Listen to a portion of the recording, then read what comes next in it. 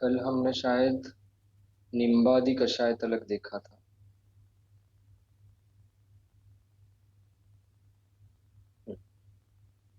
अभी देखिए पंचमूलादि कषाय। पंचमूलादि कषाय सिद्ध अजाक्षीर, ये जो है इसमें बृहत पंचमूल, लघु पंचमूल, मध्यम पंचमूल, जीवन पंचमूल और तृण पंचमूल, ये 5 प्रकार के जो पंचमूल है इनके कषाय से सिद्ध किया हुआ अजाक्षीर, इसका प्रयोग करना है। ये भक्त निरोधनाशन करके बताया हुआ है। मतलब अगर कोई कुछ भी खाना खा नहीं पा रहा हो या खाने निगलने के लिए तकलीफ हो रही हो, या खाना किसी पेशेंट ने अगर छोड़ दिया है, ऐसी कुछ कंडीशन है, तो उस कंडीशन में ये हम पंचमूलादि कषाय सिद्ध अजाक्षीर है, इसका प्रयोग कर सकते हैं। सहस्त्र योगम में 272 वाला कल्प है, पेज नंबर 55 पे। इसपे जो फलश्रुति है ये लिखनी बाकी रह गई है, भक्त निरोध नाशनम।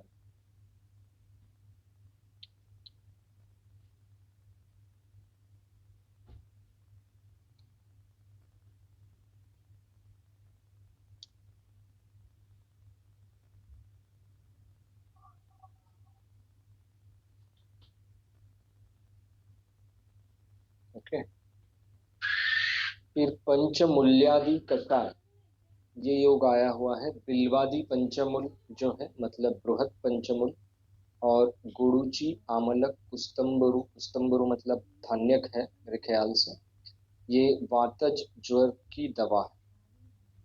ऐसे काफी सारे कल्प इसमें दिए हुए हैं, सब कल्प मैंने नहीं इंक्लूड किए हैं क्योंकि वातज ज्वर, पित्तज ज्वर, कफज ज्वर वगैरह, ये जो एक दोषज ज्वर है या कुछ द्विदोषज ज्वर है, उनके सब जो योग है अष्टांग हृदय या चरक संहिता में भी आए हुए हैं। ये कुछ अलग रहेंगे कल, फिर भी कुछ मेंशन किए हैं मैंने, कुछ नहीं किए। फिर पटोलादि कषाय है, ये पित्त श्लेष्मज ज्वर की दवा है। पटोल, पिचुमर्द मतलब नींब, त्रिफला, मधुक और बला, इसका कषाय जो है पित्त श्लेष्मज ज्वर में इसका इस्तेमाल करना है। पटोलादि कषाय नाम से और कुछ योग आए हुए हैं, जिसमें पटोल, यव, धान्यक, मुद्ग, आमलक और चंदन, इसका कषाय करने को बोला है। ये पैत्तिक और श्लेष्म वातोत्थ ज्वर में जब त्रुट, छर्दी और दाह ये लक्षण होते हैं, मतलब तृष्णा, छर्दी और दाह ये लक्षण होते हैं, तब हम ये पटोलादि कषाय यूज कर सकते हैं। सॉरी। तो ये अलग अलग जो अवस्था है ज्वर में, फॉर एग्जाम्पल ज्वर में जब तृष्णा, छर्दी और दाह लक्षण हो तो क्या करना चाहिए, तो ऐसे कुछ कंडीशंस की दवाइयाँ हैं जो हमें हमारी आँख के सामने तुरंत रहनी चाहिए या हमें क्लिक होनी चाहिए, इसलिए ये इस तरीके से आपका अध्ययन जो है वो इम्पोर्टेंट है। पटुलादि कषाय मधु युक्त लेना है, ये अलग कल्प है। पित्त श्लेष्म ज्वर, छर्दी, दाह और शूल युक्त जब होता है तब उसमें ये योग का इस्तेमाल करना है।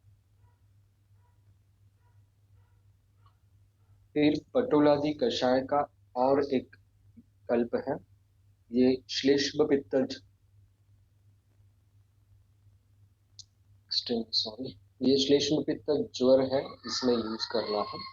कंडू, त्वक दोष, विस्फोट, विष और विसर्प, इसमें ये इस्तेमाल करना है।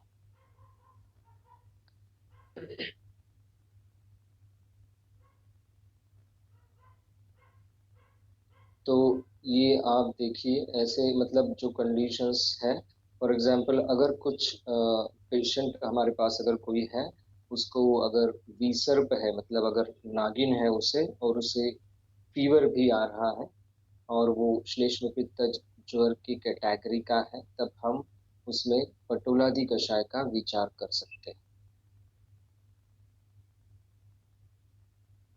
इसी तरीके से अगर एक्टिव ज्वर ना भी हो और कंडू, त्वक विष, विसर्प, विस्फोट ऐसे भी कुछ कंडीशन हो, इसमें से कुछ भी, तो अगर उसमें श्लेष्म पित्तज अवस्था है तो भी हम पटोलादि कषाय का इस्तेमाल कर सकते हैं।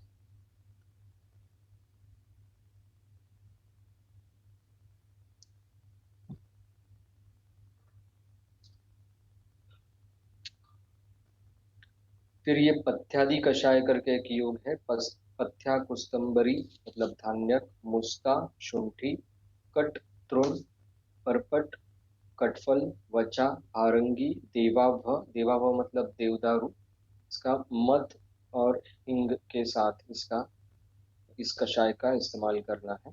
ये कफवातज, ज्वर, जीवन, कुक्षी, रुत, पार्श्व वेदना, कंठामय, मुखशोथ, श्वास और कास की बेजोड़ दवा है। इसमें काफी सारे कंडीशंस आए हैं जो देख के हमें पता चलता है कि कफवातज ज्वर, जिसमें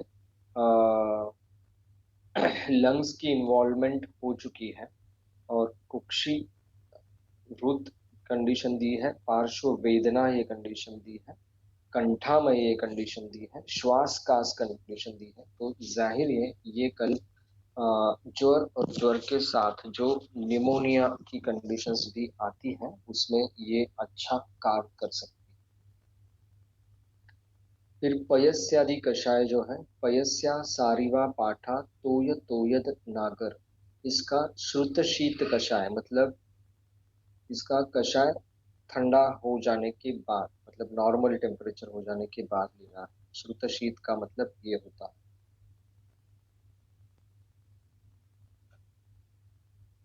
कषाय जो है वो जब रूम टेम्परेचर पे लाया जाता है तो उसे श्रुत शीत कषाय कहते हैं।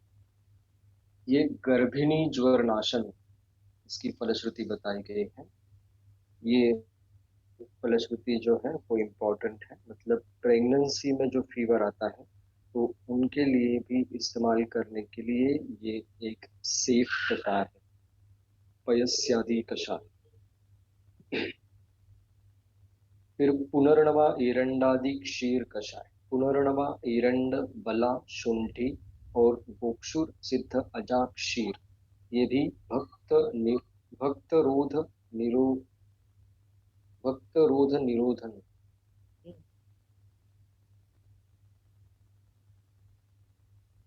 बताया, वो पंच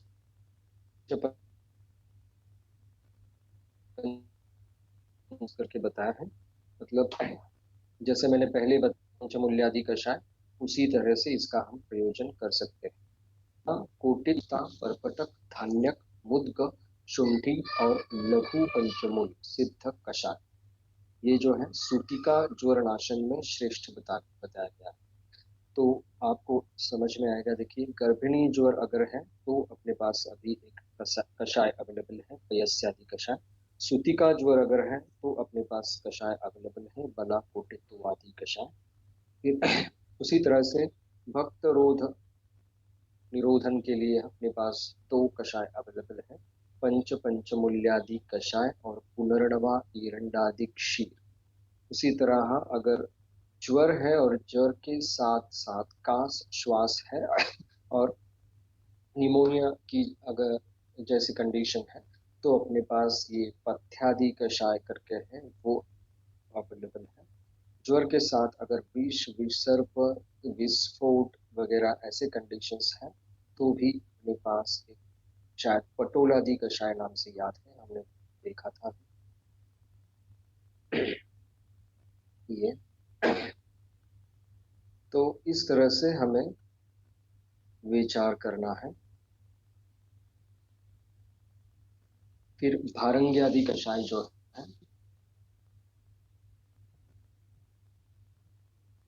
इसमें काफी सारे पाठ आए हैं भारंग्यादि कषाय नाम से।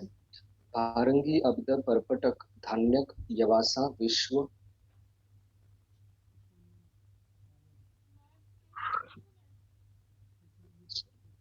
भूनिम्ब पुष्ठ कणा सिंह अमृता, इनका कषाय जो है ये जीर्ण ज्वर और संततादि ये बेजोड़ दवा है।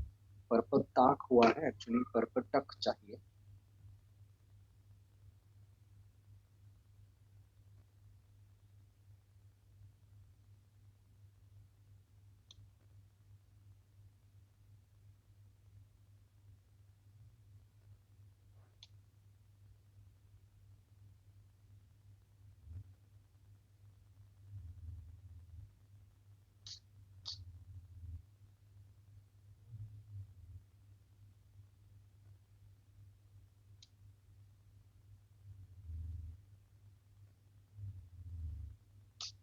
ठीक है, परपट लेता हूँ।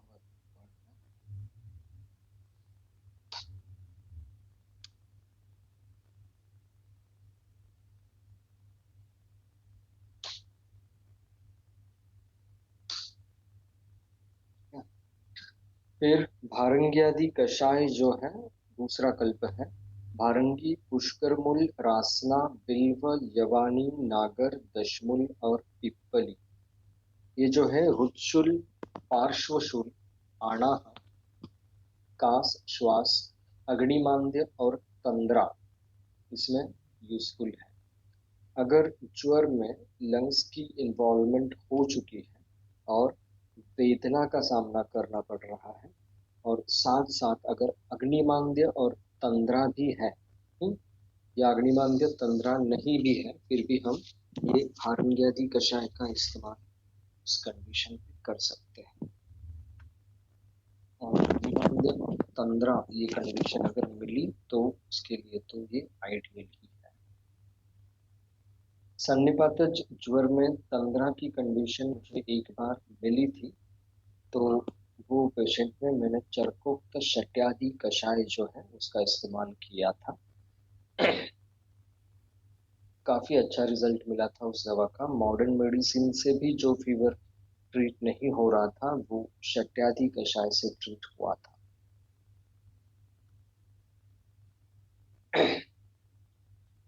फिर भारंग्यादि कषाय भारंगी परपट विश्व वासा कना भूनिम्ब निम्ब अमृता मुस्ता धन्व भेषज। एक्चुअली धन्व भेषज मुझे पता नहीं है क्या है, इसके बारे में जानकारी निकालनी पड़ेगी।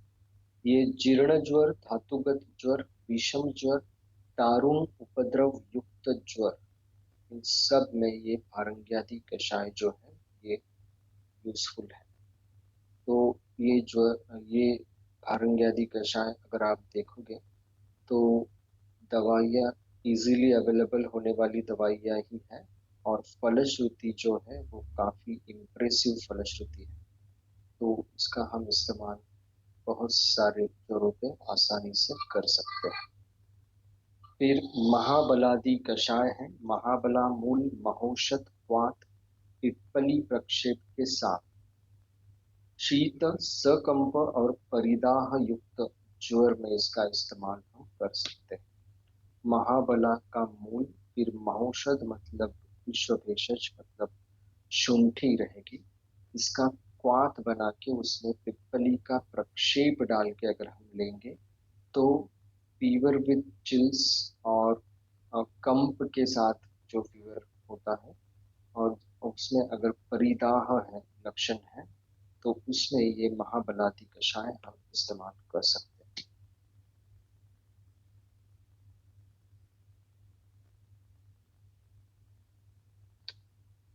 तो मुझे ऐसे लग रहा है जब यहाँ पे नर्वस इन्वॉल्वमेंट जो है अगर हो गई तो फिर ये महाबलादि कषाय का रोल है। फिर मुस्तादि कषाय जो है कणा चूर्ण और मधु के प्रक्षेप के साथ विषम ज्वर में देने की दवा है। इसका कंटेंट मैंने अभी लिखा हुआ बाद में लिखूंगा। फिर मुस्तादि कषाय है एक छोटा सा कॉम्बिनेशन है, मुस्तान नागर और पुनिम्ब। ये टोटल 3 कर्ष लेना है और इसका कषाय बनाना है। टोटल 3, हाँ शायद टोटल 3 कर्ष लेना है। इसका कषाय बनाना है। ये कफवात शमन है, पाचन है और ज्वरनाशन है। और आगे का तो मैंने एक्चुअली विवरण मैंने किया है पिछले लेक्चर में।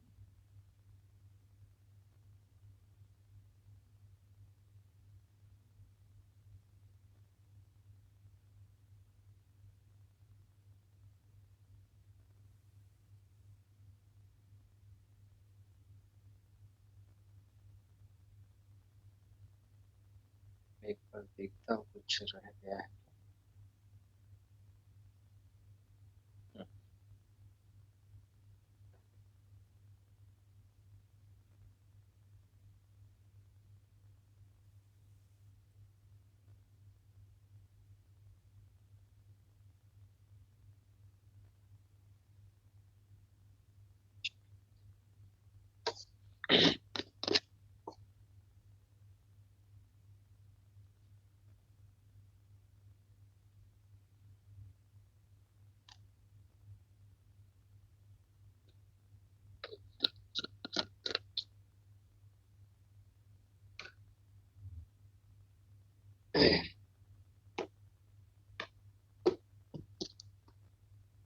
ये यहाँ पे जो पथ्यादि कषाय आया हुआ है, वैसे ही एक श्रृंग्यादि कषाय हिंग और शहद के साथ चरक संहिता में आया हुआ है।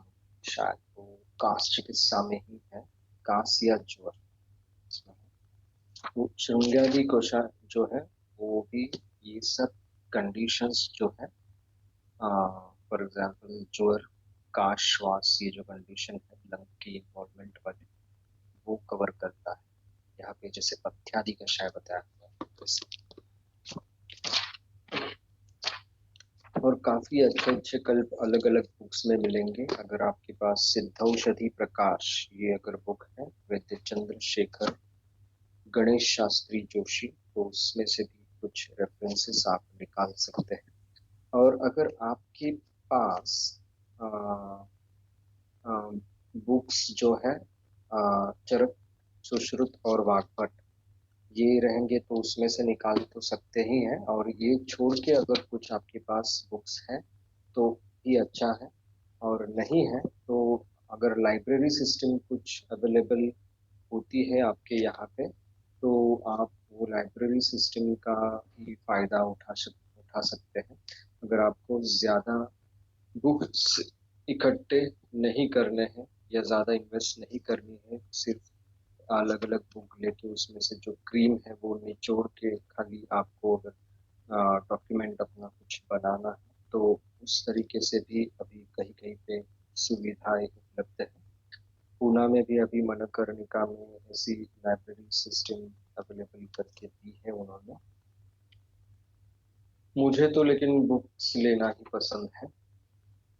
तो आप देख सकते हैं मैक्सिमम बुक्स का कलेक्शन अगर आपके पास रहेगा, और एक किसी भी बीमारी का मतलब किसी भी बीमारी का अगर आप अध्ययन करते हैं, तो उसका ग्रंथ में से सब अध्ययन करने के बाद जो अलग बुक्स है, लघुत्रयी का, बृहत्त्रयी के बाद लघुत्रयी और लघुत्रयी के बाद जो दूसरे बुक्स है छोटे छोटे ग्रंथकारों के भी, वो सब बुक्स में से अगर एक व्याधि आप कवर करेंगे, बार बार देखेंगे, और इस तरह से सब जगह से वो रेफरेंसेस पढ़ेंगे, उसमें से जो कुछ आपको अच्छा अच्छा कंटेंट मिलेगा वो आप एक जगह पे डॉक्यूमेंट बना के रखेंगे, तो ये सब नोट डाउन करते वक्त वो डिसीज के बारे में सारे पहलू जो है, सारे पहलू आपके दिमाग में फिक्स हो जाएंगे। फिर आपका वो डिसीज पे पूरी तरह से कमांड आता है। और इसी तरह अगर ग्रंथ में से कौन सा भी डिसीज पढ़ना है, तो वो खाली निदान और चिकित्सा में ही पढ़ना चाहिए ऐसा कुछ नहीं है। पूरे ग्रंथ में ये ज्वर ये शब्द हर अध्याय में कहाँ कहाँ आया है, हर स्थान में कहाँ कहाँ आया है, वैसे अगर देखेंगे तो उससे आपको उस बीमारी के बारे में पूरा ज्ञान जो है वो हो जाता है। जो हमारे गुरु है वैद्य समीर जमदग्नि, इनका ये पढ़ने का तरीका है। ऐसे अलग अलग तरीकों से आप आ, मतलब ओवरऑल या बोलते हैं ना, जैसे हर एंगल से वो बीमारी को देख सकते हैं। और ज्वर ये जब व्याधि स्वरूप रहता है तब के मेडिसिन, या ज्वर दूसरे अध्याय में जब लक्षण स्वरूप आता है या साथ साथ आता है दूसरी बीमारियों में, तब के जो कल्प है वो भी कल्प आपको मिल जाए।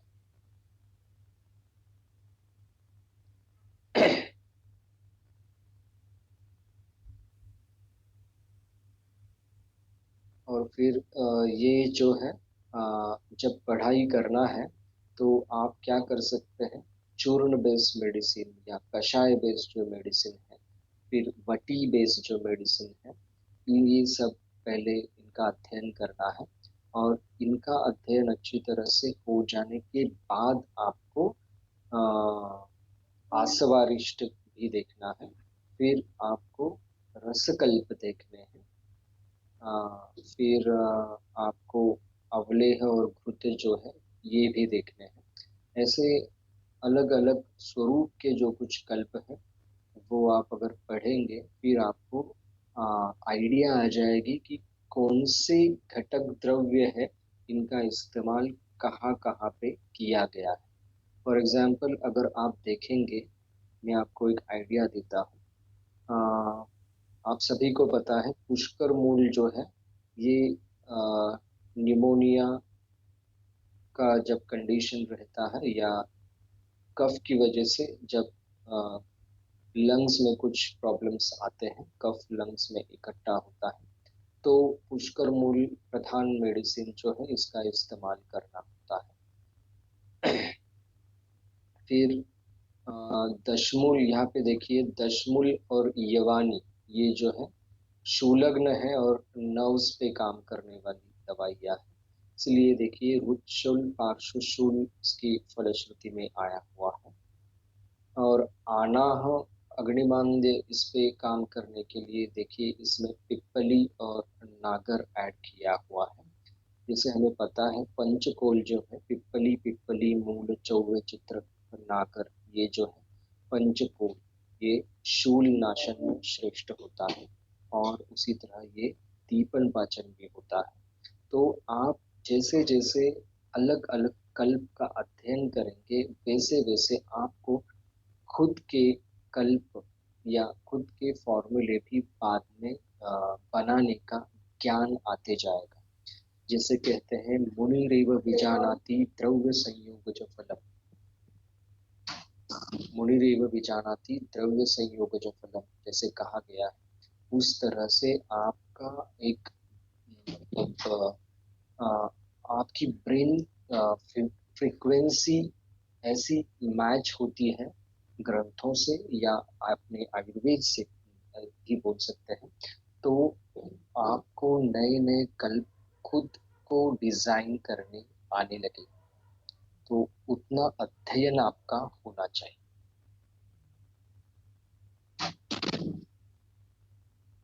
और जो है मतलब बहुत सारे वैद्य हमारे, जब मैं सीख रहा था डॉक्टर वैद्य समीर जमदग्नि सर के पास या किसी भी वैद्य के पास, तब बहुत सारे स्टूडेंट ऐसे होते थे कि जो खाली फॉर्मूला आने के बाद सब उनका ध्यान रहता था कि फॉर्मूले की बुक कहाँ है, फॉर्मूले कहाँ से मिलेंगे, तो फॉर्मूले हम लोग यूज करेंगे।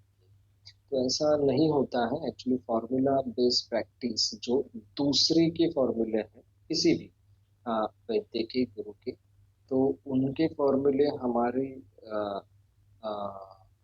क्लिनिक में रख के उसका हम इस्तेमाल करके बहुत सक्सेसफुल वैद्य बन सकते हैं वगैरह, ये सब भ्रम होता है। अगर आपको शास्त्र पे कमांड आनी है तो आपको ग्रंथों का अध्ययन अच्छी तरह से करना पड़ता है।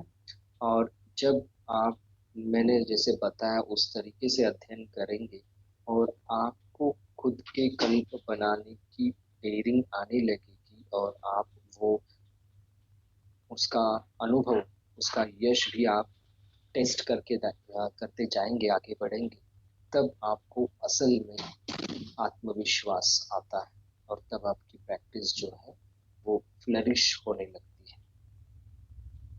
तो खुद के फॉर्मूले बनाना या बना सकने के लिए काबिल होना, ये ध्येय रखना चाहिए, ना कि दूसरे के फॉर्मूले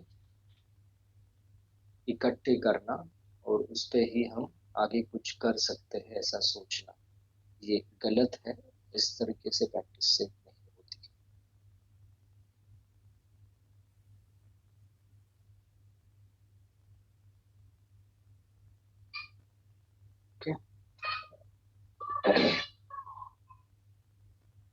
ठीक है, अभी आज थोड़े जल्दी हम सवाल जवाब की ओर बढ़ेंगे।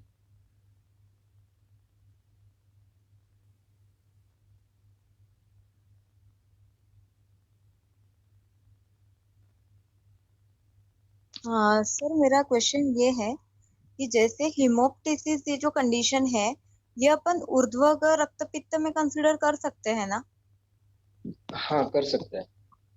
तो वासावलेह जो उसमें यूज होता है, तो उसके लिए भी हम लोग रेकमेंड कर सकते हैं क्या? हाँ, कर सकते हैं।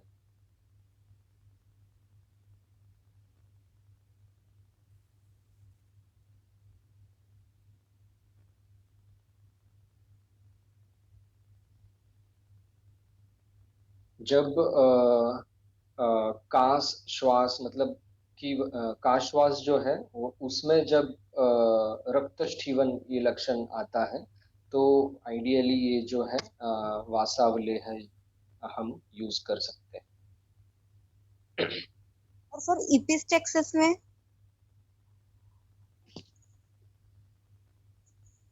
मतलब नेजल ब्लीड जब होता है ना, बहुत बार समर्स में किसी किसी को टेंडेंसी रहती है नेजल ब्लीड होने।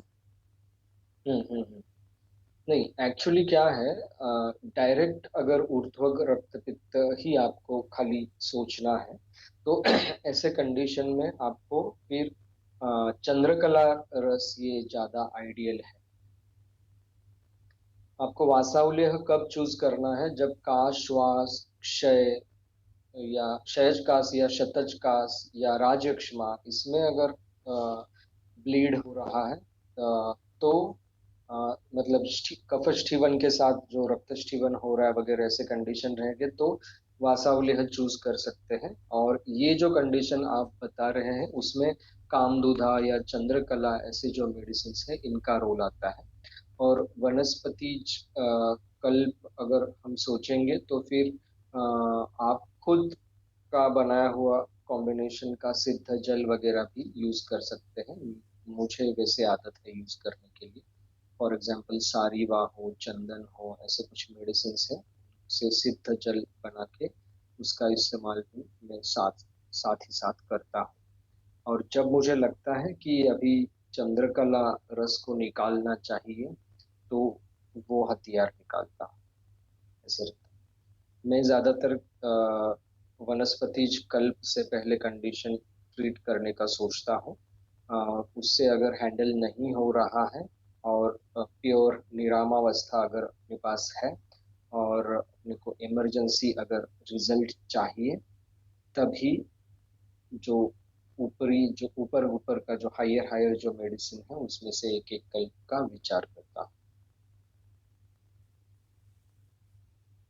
नहीं तो क्या होती है, प्रैक्टिस में बहुत बार अपने को ऐसी आदत गिरती है कि फॉर एग्जाम्पल हायर ही मेडिसिन यूज करना है, नेजल ब्लीड हो रहा है चलो चंद्रकला निकालो, या फिर फीवर जो है कौन सा भी अगर फीवर है, वात कफज कुछ नॉर्मल फीवर है और वो महासुदर्शन